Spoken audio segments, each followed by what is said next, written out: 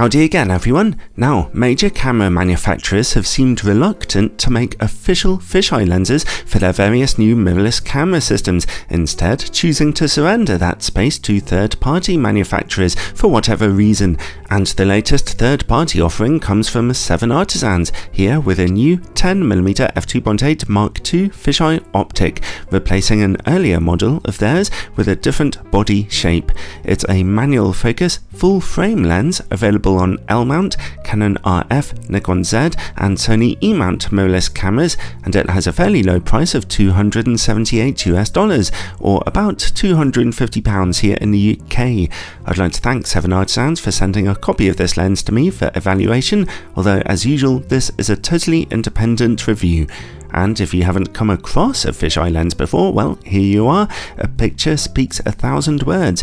With the recent availability of extreme wide-angle lenses which are corrected for distortion, pretty much the only reason to get a fisheye lens now is for that unique barrel-distorted look in their images, although it can still be useful to get a 180-degree view from corner to corner, although actually this new Mark II model from 7Artisans goes as wide as 185 degrees, so it can in fact see slightly behind you. It's also meant to be sharper than the original model. The lens also boasts a relatively bright maximum aperture of f2.8 and a very close minimum focus distance for some really dramatic close-up pictures.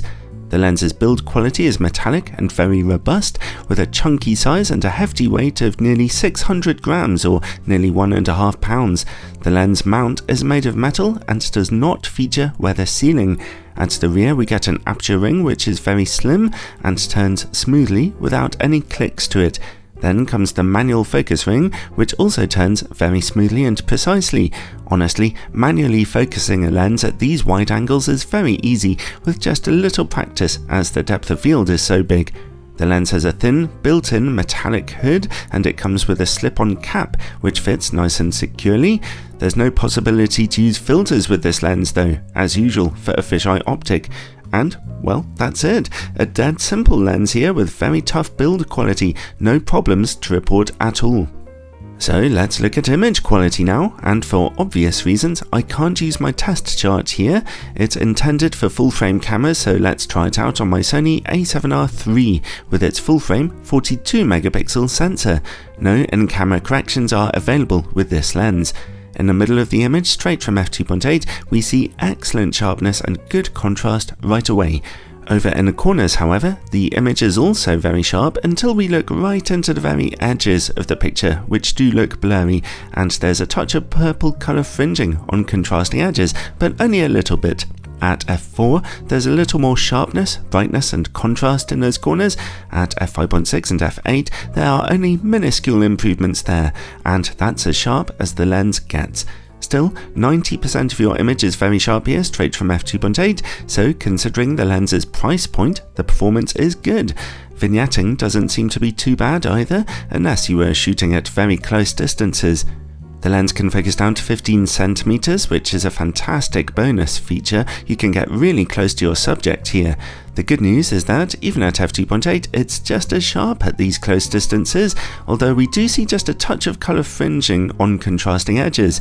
At f4, we're left with a perfect close-up image though, and that is useful. Let's see how the lens performs against bright lights now, and it's quite an acceptable performance here. Contrast remains high, and there's not too much in the way of flaring or glaring. While we're working in the dark, let's see about chroma levels. As you can see, bright points of light in the very edges do see just a touch of chroma smearing at f2.8, as well as some purple fringing. Stop down to f4 and those problems go away. If we zoom out at f4, we're already catching some sun stars here. At f8, f11 and f16, they only get bigger and better defined, so that's another pat on the back for this low budget offering. And finally, bokeh.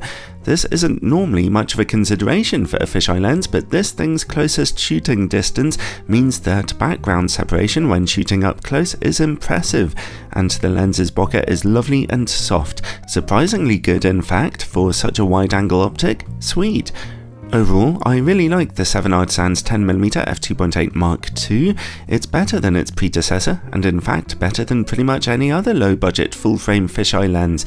It's not perfect, but at this price point, it's great value for money, not to mention loads of fun, especially considering its brilliant close-up shooting ability, so this one has to come highly recommended.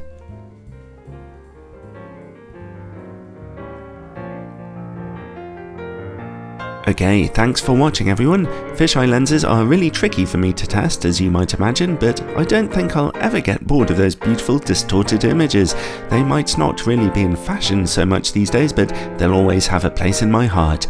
If you find yourself watching my reviews often, and you find them helpful, then check out my Patreon page. There, supporters of this channel get all kinds of exclusive bonus content, and of course, a warm, fuzzy feeling deep inside them for making such a big difference, as they do in keeping this channel going, sponsorship free.